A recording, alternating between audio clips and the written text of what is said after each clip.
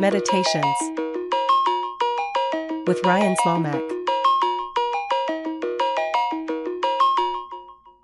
Welcome to episode 31 of Meditations. I'm your host, Ryan Slomak, and every other week I'm lucky enough to bring people on the show just to see how we can make space for conversation to learn things from those around us. On today's show, I am over the moon to introduce you to Aunrée Houston. Aunrée is somebody that I had the luxury of kind of accidentally bumping into several months ago, and he is a media executive currently for Netflix, historically for Paramount and HBO, who helps streamline communication and project manage some of the biggest properties you've ever heard of. So if The Sopranos or Game of Thrones resonates with you, then this conversation was made for you. Aunrée also owns a company called Aunrée Jac, where he does life coaching, and it's a fruitful and amazing and exhilarating conversation just about positivity, learning to learn, and figuring out how you can make it in the world of media development. So without further ado, here is Aunrée. Aunrée, thanks so much for coming on the show. I had the luxury of meeting you when you were giving a keynote talk at SUNY Oswego several months ago. And since I've last seen you, you have uprooted from your long-term New York legacy and have moved to the West Coast. How have you been acclimating in Los Angeles? Surprisingly, Ryan, it has been amazing being in Los Angeles. Prior to moving here, maybe last year and years prior, I was like, I would never ever live in Los Angeles just because New York is a home base. And I found Los Angeles to be a bit boring because born and raised in New York. However, at this time in my life, it's just right. And it's not like I'm going to a senior citizen home. It's just that I appreciate the greenery. I appreciate the weather. So those things are important to me as well. And Las Vegas, because I'm close to it. Clearly, I want to go to Vegas. Los Angeles it still has that gravitas and richness that I think New York has, because it's kind of the place where people want to be stars. Just the grind is like not as intense. Awesome. Well, we're going to come back to LA in a moment, but I'm somebody who's very fascinated with how our sort of home locations, the locations we grew up in, influenced us as we move forward. And I know that, you're sort of born and bred New York. And I know that you're, if I understand, like a first generation college graduate in your family. And I'm curious about like, what was it like kind of growing up in New York? What was your family structure like? And what inspired you to, kind of move into this creative path? Yeah, that's a good one too. So, as a first generation college graduate, I should say, I had family members who went to college, but they didn't finish because of jobs and opportunities. Um, but I did grow up in a family that was they fueled excellence in many ways. So I think that was the base of it. So I think that also what comes in that package is this whole idea. My mom always said, you can do whatever you want to do. And she leaned into that. Like some parents will say that, but not really action it or support it. And my mom did. And she did in ways where she kind of if there was something I wanted to do, she would prepare that and make that opportunity happen and connect me to things I wanted to do. So she gave me, the whole idea of you take the horse to the water, you can't make it drink, but if you teach it to drink, it's a different experience. So that was the richness as far as my foundation. The choice to go to college, I blame the Huxtables in a different world. I was raised by television, definitely a part of, I would say it was like the fourth or fifth parent in my life. Definitely influenced me because I did want to be more of like Claire Huxtable. And definitely in that idea of identity, leaning into that's what I kind of want to be as an adult. And then also like Theo Huxtable, like leaning into that whole idea of going to college and being the son in the family and the oldest grandson. That was kind of what influenced the whole experience. So just the college thing it was the only option. Awesome. And what was, you're somebody who's so affiliated. Like, I know that you developed like a love for theater at a young age and things like that. From your sort of like getting those creative gears turning, other than wanting to live in a Huxtable brownstone, like what were the sort of just creative endeavors that you like to put yourself in or you just love to experience? So the theater thing came because my grandmother had big dreams and she wanted to be an actress. So she moved from South Carolina to New York with that goal. And she had a lot of really cool opportunities. She was a waitress at a place called Needix in New York. It was like a famous diner hot dog place. And I used to love to hear her tell stories about how she worked there and Alfred Hitchcock would actually come. And she was like petrified to have a conversation with him, although she was serving him. But she missed that opportunity and she was very sad about it. But the thing I loved about it, she did a lot of high school theater in South Carolina. And she would tell these stories about playing these different roles. And for some reason, I was fascinated because I adored my grandmother, but I was also fascinated because something in me was like connecting to the creative experience and what that was like. So, I guess I hear stories that I was quite the dramatic child, and there are photos to prove it, right? That I have. But so the theater and acting and being a part of a creative kind of experience was always, I guess it was in my DNA in many ways. And that was nurtured by my family as well, just giving opportunities for me to, do some theater in the church and at Harlem School of the Arts. And so that was there. It was cultivated over time once I became an adolescent and was just kind of able to lean into what theater was like, meaning taking classes in grade school and then in high school. So that evolved. And once I got to Oswego, I was taking theater as a minor. And I took my first theater class with my theater mentor, Mark Cole, who was the head of the theater department at one point. I took that first class and I felt like I was at home, being connected to the storytelling that happens in theater. I'm more of a director, so it's just helping people tell their stories and empower them to do so. So that kind of lived in the experience, but then just a thrill of creating and the realization that we actually create our lives in so many different ways. So it connected to real life, so it wasn't so far-fetched from being a successful and fruitful career. That's awesome. I had this amazing mental image while you were talking about your grandmother working at this hot dog place. Like, just being there doing her thing and all of a sudden seeing the silhouette of Alfred Hitchcock coming up to you and then saying, like, I need a hot dog with sauerkraut. Like, I don't know how I'd respond to that. That would be baffling. Exactly. In regards to your sort of time immersing yourself in the academia of theater, like, did you, I know you as like Henri, the director, the sort of like people organizer. What about like Henri the performer? Like, were you in any stage plays, any sort of short films? Like, were you in front of the camera or on stage while you're doing this, or were you always kind of like taking a step back, thinking about how all these mechanisms work? Yeah, so the two stage plays I did at Oswego on Waterman, so main stage plays, was Comedy of Errors. I had a pretty big role in that show. I played the dad, Aegean, in Comedy of Errors, and it's daunting because the monologue in the beginning it's like 3 pages long, and it's Shakespeare. So that was my entry into actually a lead role. Um, that was challenging in many ways, but it was fruitful in the sense that that's when I found out that I'm a director and I need to be um, behind the camera rather than in front of it. But I did understand what it takes for an actor to get to where they need to be in order to tell a compelling story and connect to the character, to be empathetic in that space.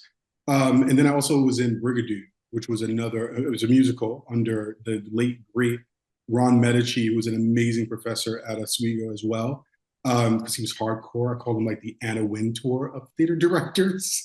But he identified quality, but he also empowered folks to do their best. So that was my, moments on stage and in front of the camera in a different way. I've done different interviews and played some roles here and there for some small art house pieces over the years. But my place where I'm most comfortable is pretty much directing or being behind the camera, just helping to carve the story. So I love like character development. That's been one of my favorite things. I did that for an off-Broadway show, Majorca, that was in New York. It was probably my biggest project to date, where I could really be involved with the creative process. So I'm really being behind the scenes is like where I feel most comfortable to help shape the story. Because I think it's probably connected to my controlling nature too a little bit. So to be honest, but also just helping people really do their best. I love the fact that we have two control freaks interviewing each other right now. We're gonna see how this goes, Aunrée. It's on. It's on. That's I prop up, sit up. So, like I said, Oswego is going to be a theme. We're going to come back to that later. But you had this time that it was kind of transformative, and you get to have the sort of theater experience. And then you're confronted with I have to get a job, like kind of approach. And from what I understand, you ended up getting into HBO as a temp. Mhm. Um, and the thing that I'm really curious about, and the little factoid that popped out to me that was blowing my mind was that not only were you a temp at HBO, but you worked in 45 different departments within that organization. So Ryan, let's dive into that because Please. it's a thing. When I saw that written up in one of the episodes or write-ups at Oswego, I was like, well, I don't know what I said in that moment that had someone hear 45 different departments because there's not 45 departments at the company. There were 14 different departments that I tapped into across working at HBO, which was quite interesting because, of course, there's sub departments within departments. So that's my trajectory in working in my journey, I would say, at HBO was that it was 14 different departments that I like tapped into over probably like 9 months before I kind of landed in this long-term freelance project, which is a temp job, and then moving into my, the job I was in for 19 of the 20 years I was there. Yeah, so I guess the thing that I'm really curious about, and is that like people one of the baffling things that happens psychologically when people experience media, they watch Sopranos, they watch Game of Thrones, they experience something on Netflix or whatever. There's this, well, they should have done that. Or like whenever there's like a minute change that somebody feels would make a story better or would, make the media more extensive, exclusive, more approachable. There's just this kind of like casual, like, well, if they had just done this, it would have changed things. But the internal operations of these companies is astronomical. Like, and I guess what I'm curious about is like if you could just shed a little bit of light on when you say you worked for 14 different departments, like what types of departments were you in, just so people can kind of get a better global vision of like all the things that are happening behind the scenes at these places. This is cool because I've actually never done this. I've never done a rundown of all the departments, just in an understanding of how it all connects to the product, which is very interesting. And product is different because nowadays, because product connected to tech is the actual platforms that we watch a program on, like the Netflix platform. Product back in the day was about the actual title, the program that we're watching. So in working in the 14 different departments at HBO, I started off in human resources, right, which is a lot of different departments within under that umbrella of human resources. And we were talking about the health and the wealth of the business and people, the creatives, and making sure that everyone had what they needed. And that was my entry into the whole like media experience. So I was learning about the different departments. And then through that experience, if you look at it from content, right, it starts in human resources by hiring very creative folks to tell these stories, to make films, to make sure that the business aspect of the experience is tight, proficient, efficient, and successful. So from human resources, I went to legal. I worked in finance. In legal department, I worked in the contracts and agreements, meaning I learned about how we build agreements. Also worked in the marketing legal side of the house, which is different from the talent legal side of the house, where we talked about how making sure that our creative was covered and protected, and copywritten and trademarked, et cetera. So that was a great learning. And then in finance, many portions of the finance piece, the talent side, the actual programming side, the payroll side. So it was a couple of different pieces there. And then I went into the creative space. So I worked in documentaries under John Hoffman and Sheila Nevins, which are big names in the documentary side of the world. I wanted to work in docus. That was my goal for a long time. I worked in properties, which is now which we call consumer products nowadays, where we produce like the Sex and the City book and the Sopranos book and posters and T-shirts, etc. So I had a lot of good merchandise over the years. That was interesting too because it tied in the finance piece and the legal. So all the pieces would come together. I call my life in general like the yellow brick road. You travel this journey, you meet people along the way, you learn things along the way, and then you get to meet the whiz, and the whiz is whatever it is on the other side. So, and then also get into the content side of the house, worked in post-production for a bit. So the first films I worked on was Wit and Disappearing Acts, which was really cool entree into the creative side of the space. So I learned about production in that experience and how HBO creates and influences and inspires a polish that you can only kind of find on HBO with HBO programming. And then I ended up in sales, which that was interesting because I was just like, this is not where I belong, and in the international sales distribution arm of the business, which ended up turning into global distribution, It became interesting because that's where I found there were multiple departments under this global distribution business. And I ended up in operations. And as the business grew and evolved, which was all about making money for the company, there was a need for this marketing operations piece of the business. And I continued to raise my hand as the business evolved with things that we needed. The philosophy and methodology there was that in the business, clients are asking for this from the marketing side of the house. We didn't have it available. So I told my boss, this is an opportunity. We need to deliver on this, and I would like to do it. And my career was shaped around the idea of need and fulfilling that need based upon the resources and kind of building, strategy and structure around it. That was a long answer, Ryan, but that was my journey with like those 14 different departments. And I didn't even call all of them out because it's departments within departments, but that was the experience. Yeah, and like for the record, not a long answer, very thorough. I appreciate that. One just little connection that I think is kind of interesting is that like when you talk about um what creative projects you work on, working on Wit is a very interesting one, seeing as it's a stage play about a woman who's dying of cancer that was eventually turned into a very highly regarded feature film on HBO. So like, can you just when you say I'm on the creative side of this project, like what types of responsibilities did you have for the Wit project? Yeah, so for WIT, I was in post production, and it was a great place to learn about production. If you don't know about production, post production is a great place to start. People want to start with the filming, right? And the post touches all the different experiences that feed into finalizing a film, as you know, as a docu filmmaker. So it's become this whole experience where we were able to touch back. I sat in meetings. I'll go from this perspective because I think this is rich and people get it. I sat in meetings where every branch and part or portion of the filmmaking experience and content lived. So the filmmaker was there, Mike Nichols, by the way. Emma Thomas was in a few of those meetings, the actress who led, right?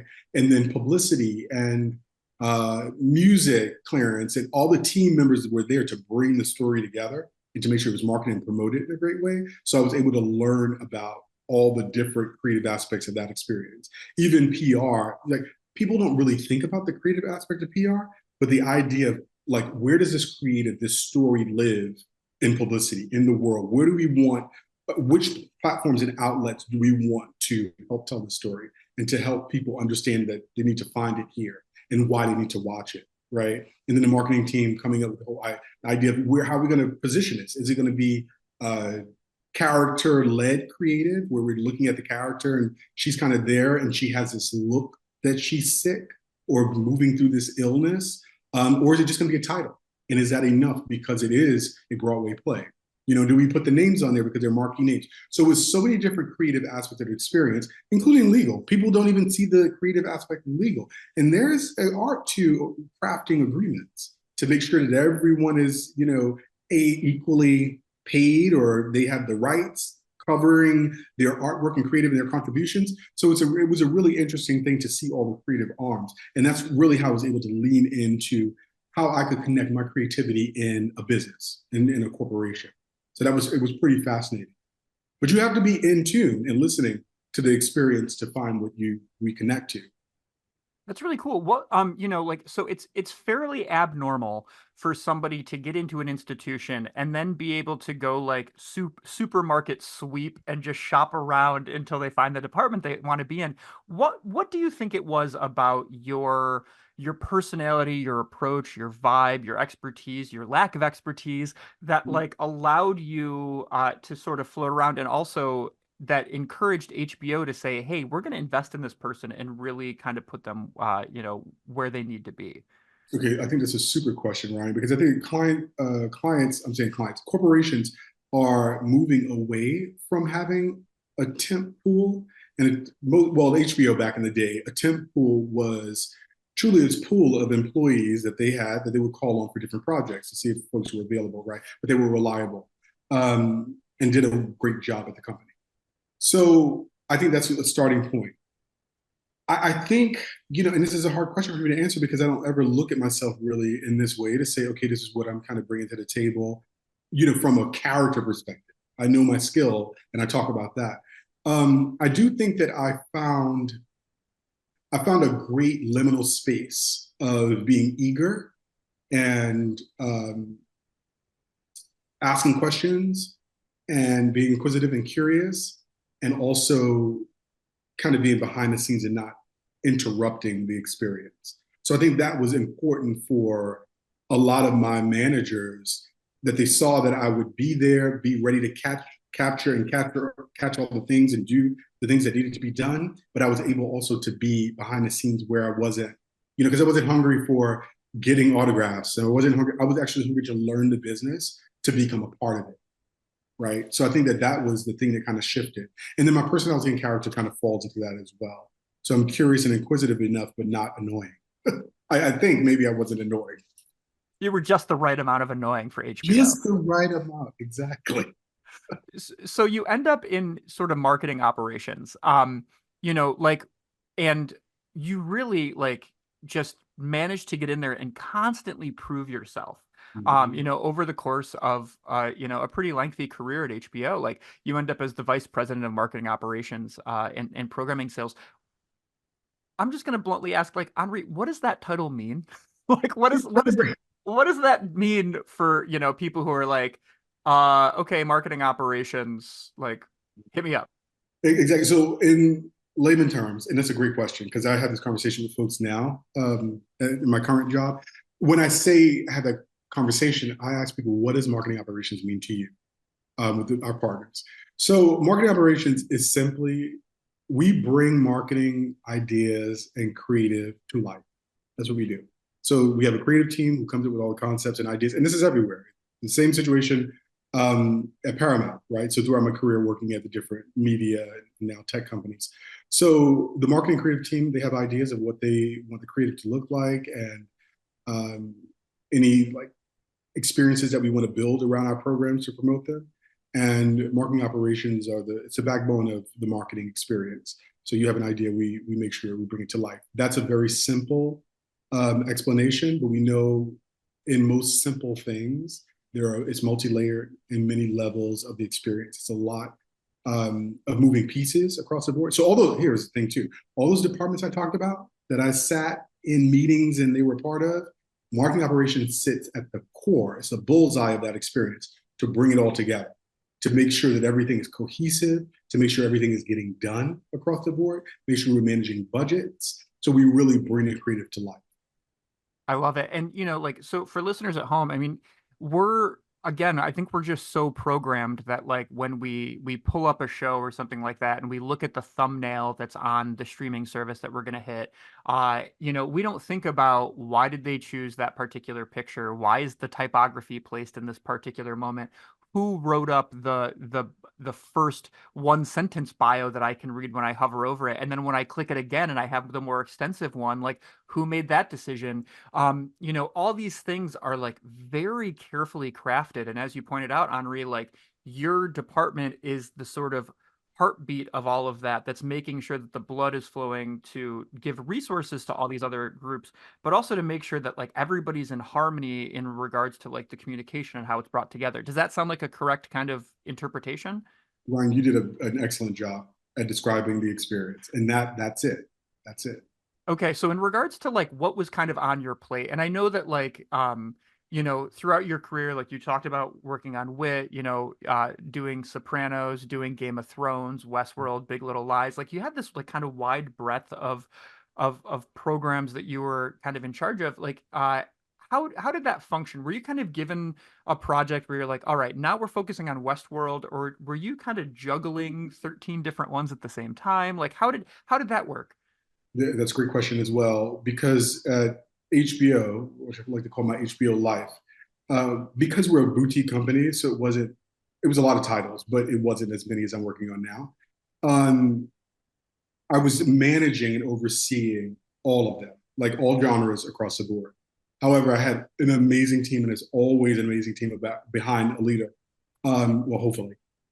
I had an amazing team where I was able to assign either different genres or verticals. So I would manage and lean into the bigger tentpole shows. So I worked on Game of Thrones, and the director under me was supporting me in that, just because there were so many different pieces of the experience.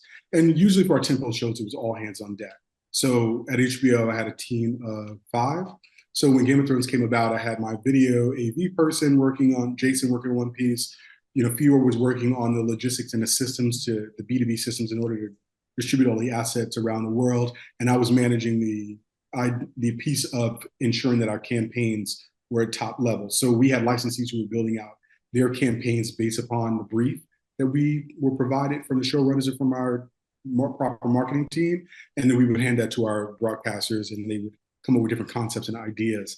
And I would run through those to make sure that they aligned with what the showrunners wanted in a creative direction, and then also to help them level up any ideas that may not have the gravitas that it needed for the shows. So that was like the structure of the shows, right? And then Fior would handle a lot of the next tier titles. So that was series across the board.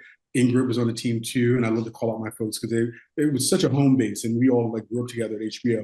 But also we created a really cool experience as well.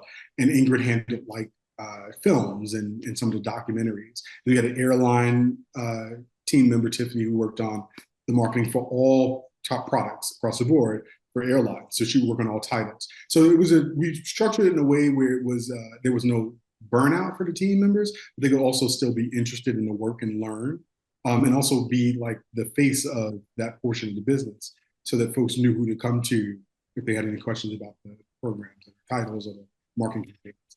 Cool. And like how early on in the process are you brought on to say like, hey, you're going to be handling the Game of Thrones account? Probably, I guess maybe a year, 6 months to a year prior to debut of those titles. I mean, we knew that Game of Thrones was returning once we sent out announcements. I mean, that was like unheard of until there was like a Game of Thrones like season 2 and the fans wanted to know when things were coming out, right? So now we talk about renewals soon thereafter a show is up and running on a platform. But yeah, I would say probably 6 months to a year out from debut. And I'm just using Game of Thrones as an example because I think it's fairly accessible. But like, I've seen in regards to like projects that you've worked on, like, giant dragons that are like breathing fire, and then like, like posters that are different for each country. And I want to talk about the international stuff shortly, but like in regards to the types of kind of like PR stuff that you were putting together, can you give us some ideas of some examples of like, alternative ways that you guys marketed Game of Thrones that like maybe we don't typically think of? Yeah, so I think that most people have seen all of the stunts that we did for Game of Thrones. Game of Thrones being one of the largest franchises globally. I think it's going to be in the Guinness Book at some point. Definitely Harvard write-ups about it just because it's a phenomenon in so many ways. I think that some of the things I was most excited about in the PR space that connected with marketing was like the dragon head that we had at Lincoln Center. Like that was great. And then Australia took it to Foxtel took it to the next level where they had the dragon head at the Sydney Opera House, like breathing fire. I think that's one of the pictures on my website because it was so fascinating with it, just taking it to the next level. And then also things that people really didn't hear about is like towards the end of the season, Foxtel in Australia as well, they won like a Cannes Award, like a Lion Award for creating this like graveyard with all the characters who had died in these huge, I mean, humongous giant tombstones. So it's like, Hollywood cemetery, like eat your heart out moment and take it to the next level. So those are things that were like really like spectacular. But there were a lot of really cool small things that were done in different territories, like in, I'm trying to think, the Middle East. They did a beautiful, in Dubai, it was the first time they had opened up that dancing water fountain thingy that lives in the middle of like Dubai. And the company there, the broadcaster there, they really did a really cool job with the lights and the projecting scenes from Game of Thrones in the light. Like that was really cool. People didn't talk about it because it was like such a small project just for in the territory, but they won awards in the Middle East for that campaign. So those are the kind of things that were happening from a PR marketing marriage perspective that was quite phenomenal. So that you just gave me the perfect segue because one of the other things I'm really curious about is the fact that like, you know, for just my understanding of a lot of your career is like also helping people on your team understand how different people in different countries are going to respond to media, and are going to respond to just I don't know, the communication of these shows and the marketing of these shows. And I'm curious about like how you picked that part up, where it's like, okay, when I'm marketing this in Russia or in Dubai or Australia or New Zealand or Germany, we need to change our tactics. And I'm assuming there's a whole mechanism for that, but like just in regards to like your piece of that puzzle, like how do you think about like, this is the way that like sorry, I've already got a TV show ideas right now, but like Pretty Little Lies or something is going to be marketed. Sorry, Big Little Lies is going to be marketed in a different country, or this is how Westworld is going to be interpreted in New Zealand as opposed to the United States. Okay, so I think at HBO, we were quite lucky in the sense that most of our marketing campaigns, probably 98% of them, um, our broadcasters throughout the world, they fit the demographic. And our broadcasters around the world were very intrigued by the art, right? There was a battle for years that consistency was important, but I leaned into that. And when I say consistency, meaning that there was a consistency all over the world, that the campaigns were the same. And the strategy behind that is so that the consumer could find them, right? So if someone in Russia saw the American version of a poster, we wanted to make sure it was consistency, a brand consistency. So I think that theater and my love of theater and being a theater director actually played a large part in the demographic piece, the diversity of demographic piece, because I was very interested in ensuring that the broadcasters could promote the show the best that they could, because they paid a lot of money. The license fees were pretty high for HBO programming because it's quality, right? So there wasn't an argument about that. But also what comes with, a nice large price tag is the experience, right? You want to get your bang for your buck. And I think that's why my president liked me in the role, and my boss, the SVP, enjoyed me in the role, because I thought about those things and they didn't have to think about them to ensure the client was happy. So when it came down to demographics, I don't know, maybe 3 years into the job, I learned that there were different needs for different countries. And then I wrote those things up. I would ask every year for a revised version of what the do's and don'ts of how we market programs in different territories. I shared that out with my team as well, just so we had an idea of what we needed to look out for when it was to help a client get to where they needed to be. Because in certain Middle Eastern territories, you couldn't feature women. And there were some campaigns like Insecure where it was only Issa Rae. So it was like, and then also the sensitivities around that, bringing that back to the marketing team in the States to say, okay, we can't feature Issa Rae in this campaign, and that's all we have. What are we going to do? And we don't have a multi cast creative. So how do we lean into that? So it was a lot of like back and forth on those types of situations in order to make them work and keep the brand consistency up, but also keep the client satisfied as well. We didn't want Issa Rae to be seen as some, horrible character or person. So we were able to just feature the title treatment in that experience. That's really cool. And just last question about HBO is we've talked about really big properties, right? Are there any sort of like smaller projects or any other like any sort of projects at HBO that really have a special place in your heart, just in regards to like it was the right time for you to like take on that kind of project, or you just have sort of more of an emotional or really exciting connection to it? Yeah, so the docu space. So the job that I really wanted at HBO, and I talk about this anytime I talk about my career at HBO, and I guess I'm probably still a little bit bitter about it.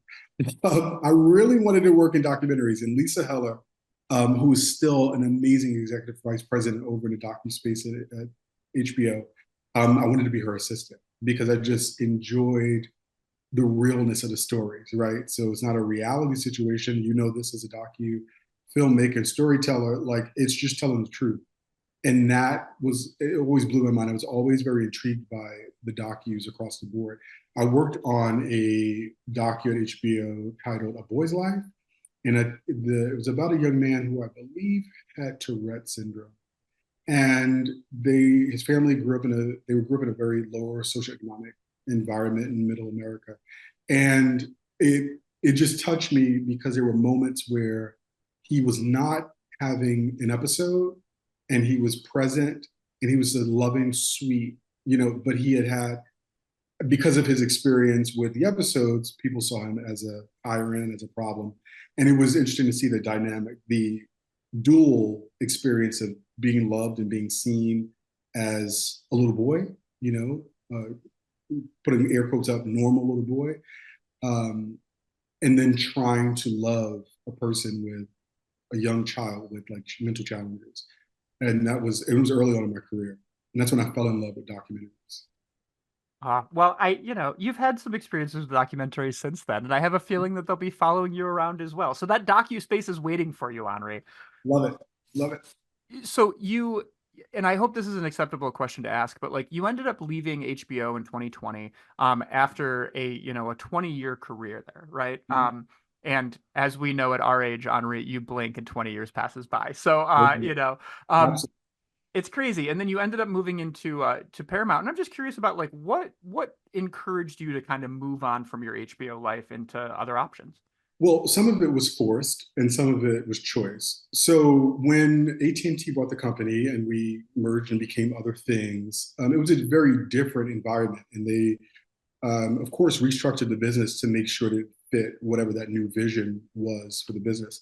And I was given an option to either move to Los Angeles, and this was in 2018, 2019, or take a severance package, so be laid off. And I was lucky in that sense that I had an option or options, because usually it's just you're laid off. Like, I I wasn't ready to move to Los Angeles. Clearly that shifted over the years because I'm here now.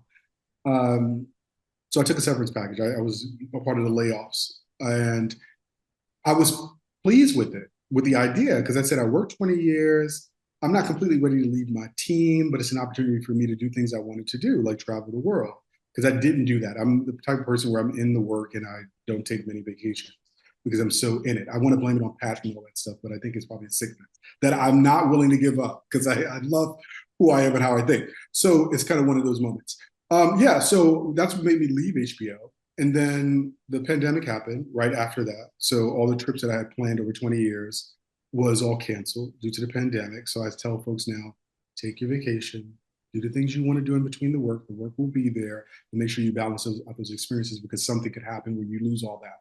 And it was a very challenging experience for me because everything was kind of challenged, right? It was the identity of working at a company for a long time. I didn't have that anymore.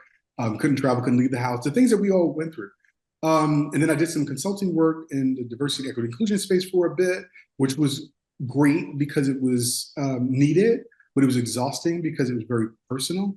And I wanted to get back into media. And I was lucky, very lucky to score the job at Paramount because it was very hard for me to get a job back in media at my level. I heard people say to me, you're too expensive because of the role that you have. And people don't leave the roles. People stay in jobs for a very long time in traditional media. So I was lucky to get the job in the corporate marketing side of Paramount to get back into media. That's awesome. And that's how I moved in. Yeah. Yeah, like I I just hope you're taking more vacations and I hope you get to do some more travel, Aunrée. I Um, have a plan. as much as we love seeing you in upstate New York, you're welcome to travel other places too. Thank you. Thank you. So tell me about the culture, you end up what is it, vice president of project management and digital and production operations at Paramount. A wonderful mouthful of a job title, but less what you were doing. Tell me about like entering this new environment at Paramount and how the sort of culture was different, because all these sort of big corporations are like very different in regards to the way in which they help build camaraderie between people and the way the offices function, things like that. Tell us a little bit about the sort of differences that you noted between Paramount and HBO. It's an amazing question. So it's an amazing question because I talk about it often. So HBO was like the frick. It was a very like exquisite type of experience in media with a very unique culture, right? Paramount for me was like the moment. It was very large, very big, colorful in different ways, very rich. I used to call Paramount like the Google of the traditional media experience just because it had diversity baked into it because it was a couple of different networks under one. So you had the MTV, VH1s, Nickelodeon. So it was brands built out underneath the Paramount umbrella. So that was fascinating to me in many ways. I think it was fueled with a lot of like youthful energy in many ways, more than HBO was. So they're just very different cultures because within the HBO, every culture, right? Within the culture, there's a subculture. So I think that even our group, the programming sales group within HBO, it was a very different experience, right? It was very more colorful just because we had to be bringing all the international pieces, and then Paramount was more. It was daunting because I was coming in with this level of like high prestige coming from HBO, and Paramount said, "Yeah, you bring that in because we need that, but you can actually let your hair down a little bit, right? So you can wear like I don't know, a kilt to work, where I didn't feel comfortable wearing that kilt at HBO. So it gave a bit of freedom, but it was just building on the culture that I experienced at HBO. That is really interesting, just in the sense that, like, you think about HBO as this like one homogenous being, right? Where it's like, okay, there's a level of quality, and I like the fact that earlier you alluded to the idea that there's kind of like the A titles, the B titles, like the way that operates, and then you all of a sudden come to a company where I'm just envisioning to myself, like, who are the people who spend their entire life thinking, I want to work for VH1, I want to work for Nickelodeon, I want to work for a streaming service, I want to do that. And you end up just inherently with like such an interesting amalgam of personalities, like all crossing the same halls together. So true, a different way, and very confident too, which is brilliant to see that folks knew at both companies, but Paramount being one of the latest companies, they knew that they had quality programming. They knew that they were reaching different demographics and people everywhere, right? And I think that pride in the brand is like super important. And it prepared me, I would have to say, in many ways for Netflix to be in that space. Oh my God, it's like you set me up for the next question, Aunrée. I knew where you were going, right? You know where we're going. So like I think about, once again, you've just had this amazing career, and your time at Paramount is kind of this little drop in the bucket. And then all of a sudden you somehow find an opportunity that not only is for, one of the largest streaming platforms that has completely changed the game for everybody, but holy cow, Aunrée, it convinces you to leave the Northeast United States. Like, that's insane. There must be something pretty cool going on there. So tell us about your transition from being a New Yorker to being like, you know what, I'm moving West Coast. I want to be stuck in traffic. Like, what do tell me about this time at Netflix and what sort of encouraged you to make that leap? Yeah, I mean, so there was a opportunity to move to California prior to the Netflix experience, personal, where I was kind of saying I needed to make this move anyway. So it was already baking, and then it came to full fruition that I would be here in Los Angeles, and then to add the cherry on top, which is great because it's a color red, Netflix became, the next opportunity. One thing about the experience too, and I'm being completely transparent about this, is that when I was at Paramount, I was touching a lot of the corporate marketing experience, which was very rich and great experience just in general. But I did miss working on content. And earlier this year, because I'm that New Year's person who's like, okay, what is the energy telling me to do, and how should I lean into the year and move through it? And one thing that came to mind was that I absolutely gavelled down miss working on content, right? I don't need to be the marketing person. I don't need to be the filmmaker, the programmer. I need to be in it, in the marketing operations way. So it was interesting that the opportunity kind of fell in my lap to join Netflix in marketing operations in the center of the top tier series. And we don't like to really tier out the shows, but tentpole shows are tentpole shows, amongst a slew of other fabulous programs that we have across the board. So it was a great opportunity to align with everything that I wanted to do: marketing ops, back in content, working on series and drama, and what we call Sega. So this is spectacle series, like Stranger Things, etc. So that the stars aligned for me in many ways. But it's also, let me bring it back, because it's not just about the stars aligning. I want to be honest with folks. It is about network. So because some of my network is at Netflix, and they are aware of my skill and admire the work that I've done. So it was like the network meets opportunity meets being connected to what we want to do in life, or what I wanted to do. All that came together really fast.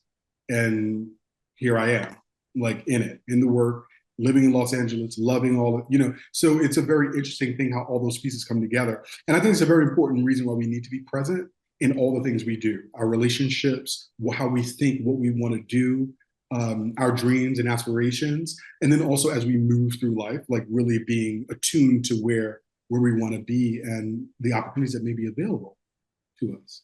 That's awesome. And like, what does, I guess, just blunt question, like, are you remote? Are you working in an office? Are you doing a hybrid? Yeah, so we're in the office, we're hybrid. So I'm in the office 3 days a week, Tuesday, Wednesday, and Thursday, and then we're home to pretty much play catch up on Monday and Friday, which there's a lot of catch up because it is fast paced, lots of moving pieces, lots of smart people creating things every minute, I would say, which is kind of fascinating. It was the thing I was afraid of with coming into Netflix. I'm like, can I keep up? I'm in my 40s now. I can't, what's going to happen? I love it, but and I have to say that I'm proud to say actually that I'm fitting in pretty well, which is nice. Well, plus 40 is the new 21, so you're doing great. Bring it, bring it. See, I could have this conversation with you, Ryan, every week. I love it. I'm here to pump you up. Tell me about like what does, what does a day or a week kind of look like for you working for Netflix? Like stepping into the office, kind of tackling things. Like how do you, maybe this is more of a personal thing about like how do you personally tackle these things, or like, what's the sort of like office of Aunrée look like? Yeah. Oh my God, that's what might be a new brand there, Ryan Z. Um, there are a lot of different moving pieces. So because I'm in a series space, my team members are all working on a portfolio of series, I like to call it. And there are many moving pieces to those, each title, right? But the moving pieces are pretty similar across the board. And my role as a people leader at Netflix is to ensure that my team has what they need in order to do the work that they do, right? So I'm coming into a team that's been around for some time and some of them who have been there for a nice chunk of time. So there's a lot of great institutional knowledge leaning into the space. So I'm actually a student and a leader, and I learned at Paramount that that's important to be a successful leader, is that you're both in the process because there's always something to learn, which is rich. So a day in the life is like all my team members are working on different things. Stranger Things has a life, Bridgerton has a life, Three Body Problems. It's just different shows, right? And they're all working on the marketing operations aspect. And I'm there to talk through any issues or challenges that may be coming up. So if we're not getting things on time, or things are shifting, things are running late, or we need to connect to like a senior person, I'm that person in the middle, talk through those things to solutions, right? Solutions driven across the board. And also to lean into the health and wellness of our team members too, because there are A+ students working on products. And I just said that about myself, is that I'm in it, right? When we talk about vacation, I'm in it fully. That's a thing that can happen for folks. So we often need someone to say, well, when are you taking vacation? Or you need to do that. And the reason why you need to do that is so you can continue to do and be the excellent leader or contributor to the business that you can. So that's kind of the space that I live in the role. So that goes throughout the week. I have different conversations with different team members, and then also having conversations with my peers at different levels to talk about how we can, make a better environment for the team to work in, or where we can do better in processes across the board. So that's what it's like. It's almost like I call it the laboratory in many ways, because you don't really know what you're going to get every day specifically, but it's always kind of the same functions, kind of moving back and forth. So Yeah, it's like, almost sorry, I yeah, didn't mean to come on. interrupt. When No, when when you talk about like, okay, so there's several moving pieces and you try to keep them consistent between your teams, whether they're working on, no matter what series they're on, like what type of moving pieces are we talking about? Is this developing publicity materials that are going to be seen on billboards? Is this developing, text or type or language that needs to get sent out? Like, is this putting together, like trailers or teasers or things like that? Like, what are these sort of moving pieces that, you have to ensure are in tip-top shape to then be delivered?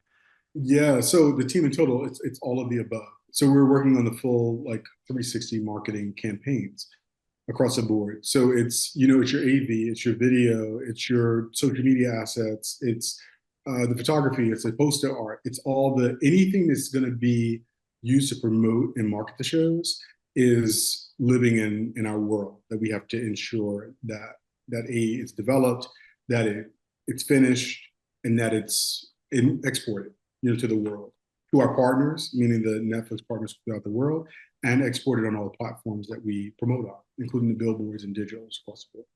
Yeah, and those are pretty significant puzzle pieces where like if one is a week late, it shifts a million other factors. That's it, right? And that's across the board. And I think that that's like marketing ops and operations 101. So it's not unique to Netflix, but I think that we have a really cool secret sauce and formula, secret formula, um, in order to make it all work. I love it. So you've been very kind to kind of talk about the media stuff, but I want to talk about a few other parts of your career that I think are pretty cool too, Henri, which is like you on top of you talk about how you don't take vacations, but you're really good about going back to school. And in 2013, you ended up with a master's in applied psychology and drama therapy, and then you ended up getting your life coaching certification in 2014.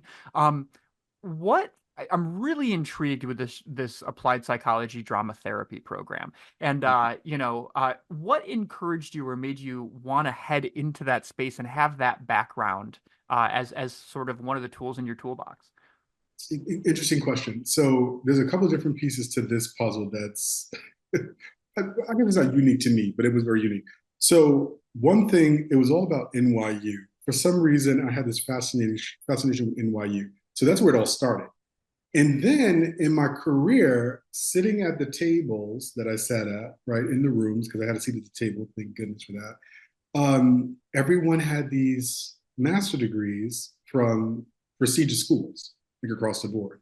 And that was a thing. So that became a motivating force for me. I'm just like, if I'm going to stay here and move up, I feel like I probably need this advanced degree from an Ivy or from a private institution that everyone kind of talks about.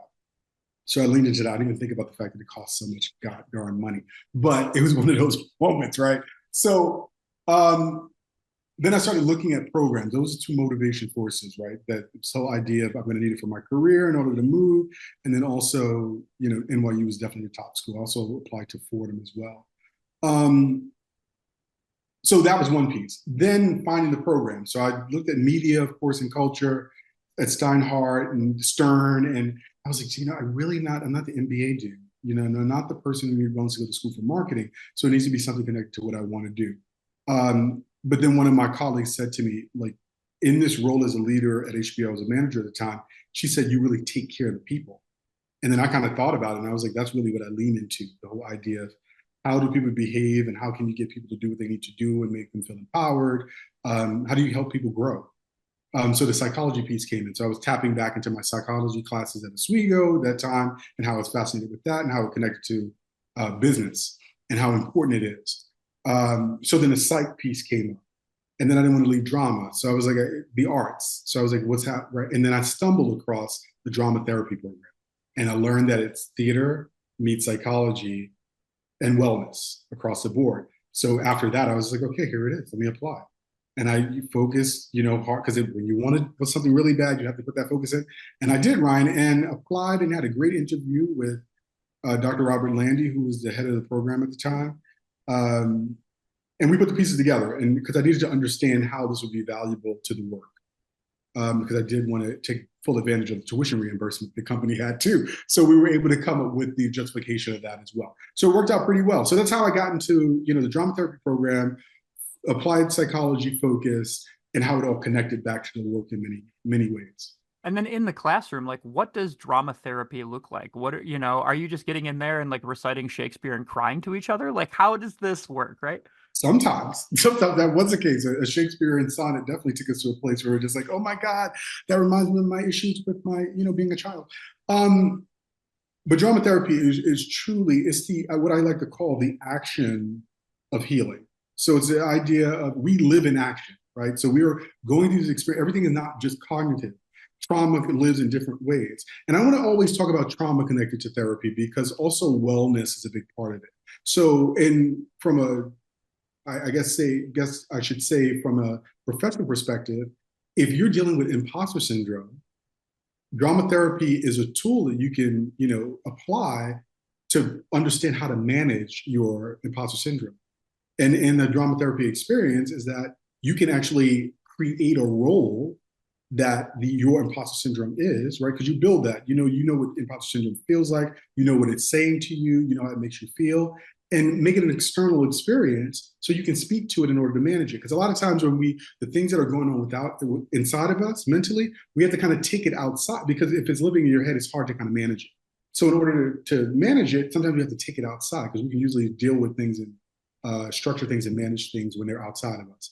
So we make imposter syndrome a role, for example, and be able to manage it. What do we need to manage it as Aunrée? How do you manage your imposter syndrome if it's an external thing? And drama therapy allows that. The empty chair experience, Meisner, like people know about that experience. That's a great example of what lives in the drama therapy experience. That's really interesting. And obviously with your sort of passion for theater and your passion for media development, like this marriage really just kind of came together perfectly. Yeah, it aligned brilliantly. After that, after that you decided to start, and please correct me if I'm pronouncing it, but is it Aunrée Jac? Uh, Yeah, you got it. Look at Ryan, her, you're so on. I'm spot on today because of you. It must be the life coach I'm talking to. Oh, But but you started your life coaching business in 2013. Um, on top of working for, these premier media development companies at the same time and volunteering yourself elsewhere and doing the 30 gazillion things that you already do. But what is it about life coaching that kind of speaks to you and makes you want to put yourself out there as somebody who can help people navigate when they need that direction? the root of me becoming a life coach definitely starts with the fact that as a child, we all grew up in families that sometimes have some challenges and have some chaos and all that good stuff. Um, the beauty is, and the root of it was that it was always about making sure that people were happy and kind of leaning into that space. So that's the base of why I became a life coach. Um, I think seeing the results in my work as far as being a leader, and not even a leader, just a leader, but just as a peer, like even or with my boss. This whole idea of let's talk through how we can be the best version of ourselves to get things done, right? So, and I think that that's like a car needs gas.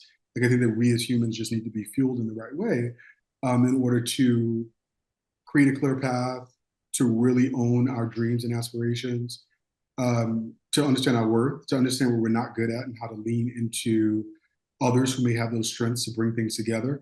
So, and that comes from theater, that comes from media, that comes from psychology in different ways.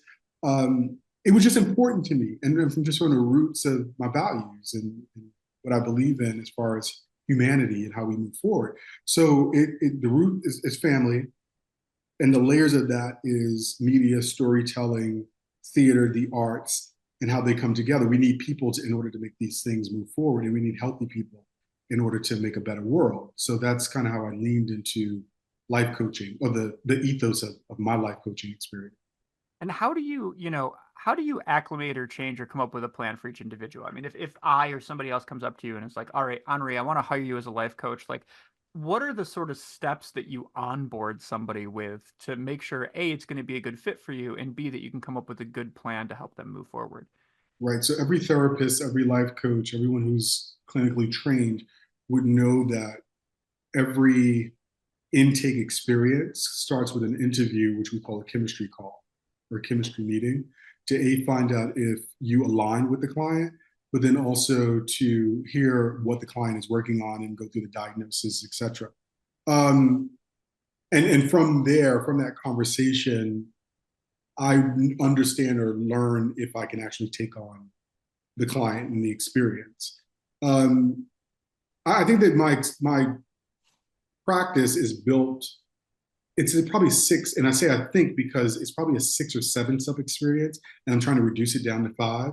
And it's truly the introduction of self and what the challenge is or the experience is, and then understanding both sides of a person, right? The positive side and their strengths, and understanding their weaknesses or blind spots, right? And then figuring out how those things can work together in order to manage life. Because I think a lot of our experience is really managing life. We do want it to be a situation where we're just like, I want it to just work and I don't want to have to worry about it. And I just want it, and that's going to make me happy. And it's not. The happiness really comes in the journey.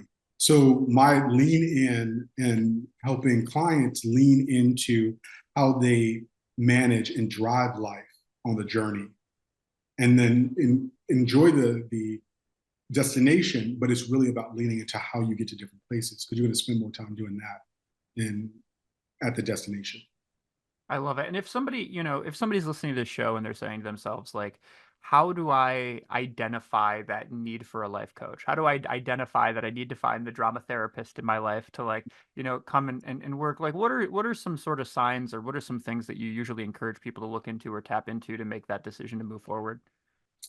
One place is when you're stuck, like when you're stuck trying to figure things out, right? I think that individuals should look at therapy and life coach as a partnership, right? It's so much of it is a partnership and a business because every client comes in with the answers. So that's the thing that I think is really fascinating. So all the answers are within us, but most people get stuck trying to figure out what that next thing is, what the next step is, who am I? Who am I now? We evolve, we grow, and that's normal. That's normal. And you should not have to or should not do it on your own. So the lean in of partnering with a life coach or a therapist in order to make a decision or to get unstuck or to just move through life changes in a more palatable, healthy, sometimes comfortable way, because there's some discomfort in just getting to that place of comfort. That's what, to think about it that way when you're thinking about, or a person is thinking about how useful or helpful or supportive therapy and life coaching can be. That you're partnering with someone to get what you want out of life. Awesome. I wanna be mindful of your time. You've been very generous. I got a couple of last questions for you, Aunrée. Yeah, Uh, please. just switching gears completely. Before this broadcast started, you and I had a nice little foodie conversation where we talked about, New York food versus LA food. Um, and one of the things that I have had the luxury of experiencing was that for Quest Day at SUNY Oswego, which is a day where um, students present projects that they've been working on, present papers, things like that, and then the school kindly invites a brilliant, amazing individual to give a keynote speech, and the I'm year like, that oh my I God. yeah, I Oh, know. I got to meet my wonderful collaborator right here, Aunrée, at that event. And you gave a really cool speech about AI, and it's a topic that freaks everybody out, but a topic that doesn't tend to freak people out is dinner parties. And in your conversation, you talked about the fact that like one of the sort of social structures that you've developed for yourself is having dinner parties and inviting people over from all different backgrounds in order to sort of tackle topics that are of interest to you or are of interest to society at that moment. And as when your speech had finished, the dean and I had a really wonderful conversation. We were like, "Huh, new life goal: get invited to one of Henri's dinner parties," which was great. And what I'm curious about is like, can you tell us about the origin of your sort of like dinner party culture? again, and this is a good one because I've never answered this. I never thought about this question right at all. Like the origin of it. This goes back to my childhood. I had a really pretty awesome childhood. Um, and I loved when we would get together for dinner. Like my grandmother hosted the New Year's Eve dinner, and it was like crazy that people were eating at like 11 o'clock at night. But anywho, it was what, and I was in charge of like setting the table and all that good stuff, and it was cool. But the one thing that really like took me to another place was like when all the adults sat down and then they would eat and they would talk about the food, but then these conversations would come up about different topics, right? So that was like one thing. And then as I kind of moved through life in college in Oswego, actually, we started doing it. So I lived in Riggs Hall, and we went to Lakeside. We would all get together at the table and talk about different things that were happening. So that was another moment of being like, oh, that's a bite. So when I got a job and had money and could go to an expensive place for dinner, or maybe not, but just having a good dinner with friends, like getting together at the table and just organically how conversations would come up about people's work, and I have a very diverse portfolio of friends. And we would talk about different things, but then we would also talk about a topic that we all had in common, like politics or what to wear or our favorite brands or just what was going on in the world. And it was interesting to hear all the different takes from folks, women, men, gay, straight, black, white. Like it was interesting because it's colorful, very colorful. And I said, you know what? I probably need to host these things just because of what I'm getting out of it. I'm interested, so that's cool. It's great that I'm not the smartest one in the room, so I like to learn from people who are smart and brilliant in different ways. And then also perspective and how people are looking at things. I'm fascinated by that, the lens. So even just when it comes down to like what's happening in the world, like with race and rights and all that good stuff, that's one thing. We talk about light stuff too, meaning like the color. Like magenta, is it really magenta or is it like dark pink? You know, so it's kind of those moments as well. And I'm just made that like more of an official experience where I just invite friends to talk about different topics, especially if I have a topic that is burning inside of me and I have like this one thought about it and I want to hear other people's take on it. I'll invite folks to dinner for that. But I don't tell them that we're going to talk about the things. I just say, hey, I'm hosting this dinner on this day, this place. Are you available? I got a seat for you in a placeholder. And then invite them and then start those questions. Because they know, my friends know that when you come to dinner, Aunre's going to always ask questions. I come to your house, I'm going to ask questions of everyone at the table because it's just a normal thing for me. But I do make it a more of an official experience for myself, especially when I have to talk about a topic with others. I do like to have instead of like reading news or just social media or whatever, I like to hear what people are thinking in different areas. So yes, that's the birth of it. I'm just excited about it. I love it. And I think that like one of the things that I just really love about that exercise is the fact like especially now in 2024, like, you know, loneliness is the topic that is expressed to me most often. Loneliness and self-confidence, I guess, would be the two things that like, and it doesn't matter age group. Usually I can identify things generation by generation, but like across the board, whenever I'm kind of talking with people, there's always the like, I feel really alone in this world, or I don't, you know, imposter syndrome, which you alluded to earlier, is something that comes up a lot, or I just don't feel, you know, confident that I'm socially capable, that I'm good at my job, or any of these things. It's just this recurring sort of like Eeyore cloud that exists in the world. And like the one thing that people always forget is that we are always children at heart. And in the end, we want to be included in things, but we also just want to play and we want to have a fun time. And the thing that I just love about your sort of dinner party culture is the fact that like in the long term, it's really just a game that you're putting together. You know, you're saying, "Hey, we're having dinner. Do you guys want to be a part of this?" Like it could be murder mystery night. It could be, you know, what's your favorite crayon in the crayon box conversation. But like people know that when they are going to come to an Aunrée dinner, that there's going to be a spirit of play. And play, I think, is the thing that can help us find confidence and overcome this loneliness. So I just want to applaud you for like being so conscious of the way in which you kind of put these things together. Oh, I appreciate that, Ryan, so much. Because you know, when we do things, there's value to it, and we understand what it does for us. But to hear that it can be so much more if you look at it outside the box, I love that. Love it. How has you know you've been in LA for a fairly short span of time, but has dinner culture and dinner party plans made its way over on the West Coast already? So there is actually one coming up next weekend. I've had one-off dinners with friends because I mean, we both actually enjoy that one-on-one time. My friends can be, I don't know, maybe selfish in a way where they're just like, I love the dinner parties, they're cool on me, but I want one-on-one time so I can really dive into whatever's happening, right?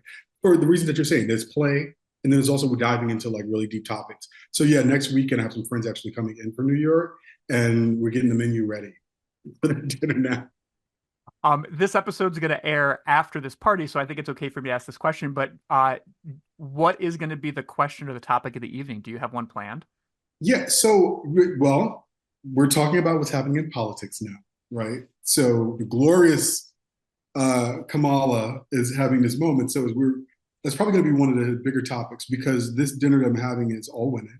So it's going to be interesting to hear their take on how we've come to this place and the experience across the board. So I'm sure they have a lot of cool things to say about the experience, not only just from the politics, but just the empowerment piece, how rich this moment is, regardless to whatever the results are, regardless of what the politics are. It's just a big moment in time. I love it. And I'm just so excited by the fact that this is a time capsule that when this episode goes live, people are going to have they're going to have formed their own opinions and history will have changed. It's going to be pretty cool. Exactly. My last sort of question or line of questionings for you is relates to the idea of mentorship. And you know, one of the like obviously like I know you in this context where you're a you know quote notable alumni from the institution I work at SUNY Oswego, but you're also somebody that I see who regularly is willing to talk with younger people, talk with older people, offer your experience to sort of help people find the way. And I'm curious about like you know volunteering is something that I think has sort of fallen by the wayside. I read an article recently that there's a new habit where doctors are prescribing people to volunteer as a way to gain perspective on their own ailments, for example. And I'm curious about for you as somebody who, you regularly are brought on panels to talk about things, or you'll talk with a young journalism student for them to write an article about, or you'll give a speech somewhere. What is it about volunteering your time and sharing your experiences that you find so valuable?